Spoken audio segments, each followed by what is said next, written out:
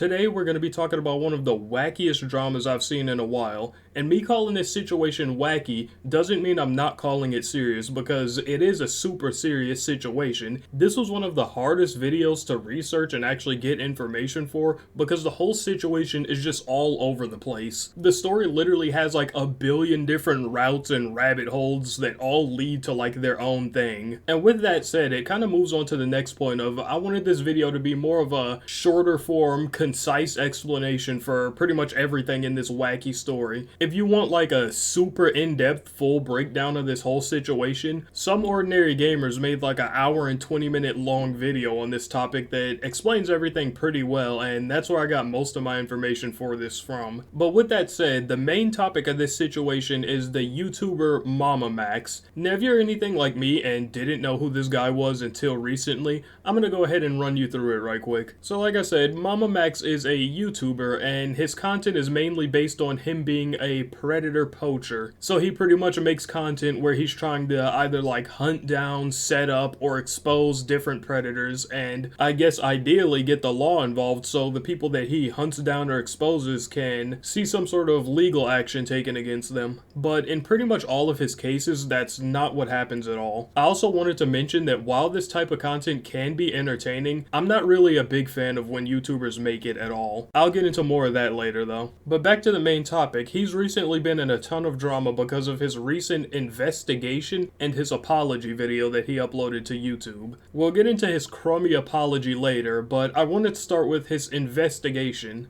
Now this is where the story gets a bit wacky and hard to follow, but he's recently been investigating this vampire cult that's allegedly been doing a ton of messed up things, you know, the whole 9 yards, SA, all types of abuse and everything. Now on the surface, this doesn't sound like too bad of a thing. Oh, he's doing an investigation against a weird cult that, you know, is doing some pretty undesirable things. Nope, that's not the case at all. He's literally messed this investigation up at every single turn possible, starting with the fact that he has no real evidence of pretty much anything. Everything that he's saying in this whole case is literally just him accusing people and giving their real names for stuff that he has no real proof that they've done. He's also messing up genuine, actual, real evidence that cops are trying to use to, I guess, incriminate people in this whole situation. He's also been hosting calls with a ton of different people in this situation, I think victims and the people that he's accusing of doing certain things, and a ton of people in these calls have pretty much been getting doxxed and having a ton of their private and personal information leaked. He's also going about this situation in some sort of like wacky, cryptic manner that you'd see like a middle schooler doing, and because of that, it seems like he's holding genuine evidence from being used in different police cases. So people have been mainly upset with him because it seems like he's just not taking this situation seriously at all. He's pretty much downplaying the whole thing, like he tries to claim that he's taking it just as seriously as everyone else, but he's clearly not, and he's using it as some sort of like wacky content farm. And this kind of goes back to a bit of what I was talking about earlier with how I don't really like when YouTubers make this type of content, because in a lot of situations, it seems like this is the case for most of them. Like in a lot of these situations, even the ones that do take the like cases fully seriously, it seems like all they're trying to get out of it is content. Like sure, most of them will do it much better than this guy. They'll get genuine evidence and try to form a genuine case off of the people that they're hunting down. It seems like they still usually end up being just for content, and it's rare that I see any of these cases actually lead to some sort of like legal action being taken against the person in these videos. A great example of this was the EDP case. Even with the whole operation they pulled and all the evidence that they did have, it wasn't enough to have any like legal action taken against him.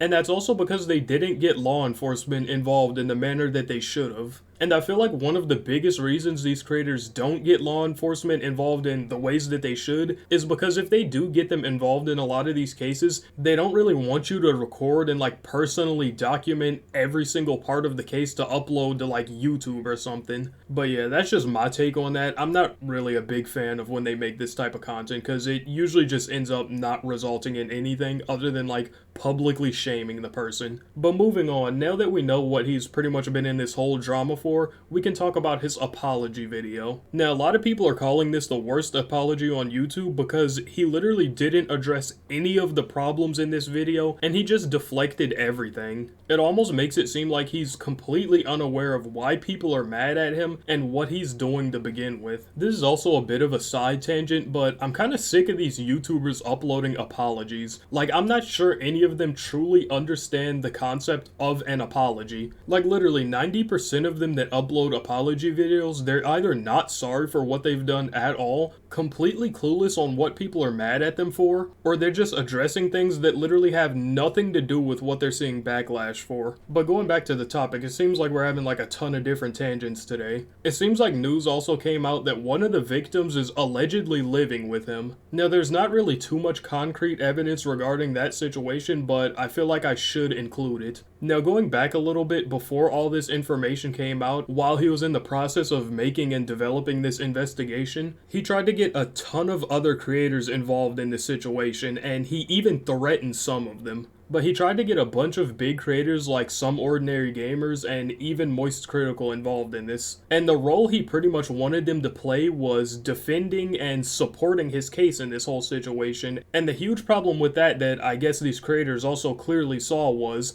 they don't really want to defend and support something that has no real evidence backing it at all. They'd basically be walking into this whole situation supporting this cause and just hoping that what he's saying, he has some sort of concrete evidence to back it. And of course, I'm sure that no creator wants to be in a situation where they're pretty much pushing false allegations against anyone. I guess in this process of him trying to get other creators to side with him, he noticed that Muda from Some Ordinary Gamers doesn't necessarily agree with him, and he might potentially make a video exposing him or disagreeing or talking about the situation. So I guess he thought that he was in a situation where he can make threats against him. So he decided to threaten him with this text message. I'm going to put it up on the screen and read a bit of it off now. Please, Muda, take some time to think deeply and clearly about this case, other well-known documented cases, and yourself. I admit to my mistakes. Please reflect on yours. I am not going to attack you publicly, but if we are forced into a position where we need to respond to you, we absolutely will, and we are not afraid to do so. And I promise you it is going to get very ugly for you and your brand. Now, what surprises me the most out of this is just how unself-aware some people can be. I truly have no clue what made him think that he was in the position to threaten someone in this entire situation. And even after everything that went on, all this different drama, all the backlash that he got on his crummy apology video, his main focus right now is still his content. He's just pushing forward with his content like literally nothing even happened, which does literally nothing except for proves the point that he's only doing this for the content. It gets even worse when you realize that he's been accused of abuse himself. He tries to make himself seem like this great guy who's doing all these investigations, protecting the children, and hunting down these people, when he's literally in an abuse case himself.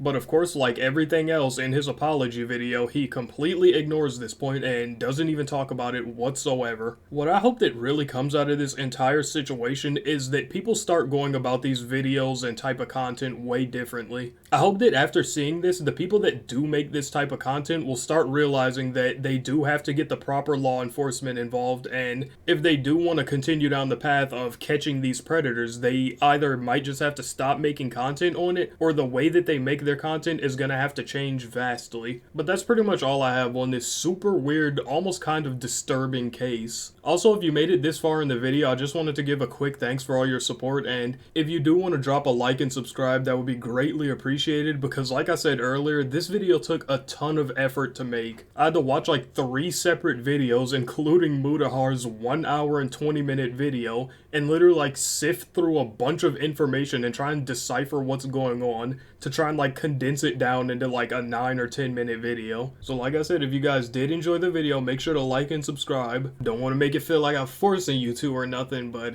it is right there, and it's 100% free. We're almost at 500 subs. But nah, that's it. I'll stop. That's pretty much all I have for today, though. I'll catch you guys in the next one.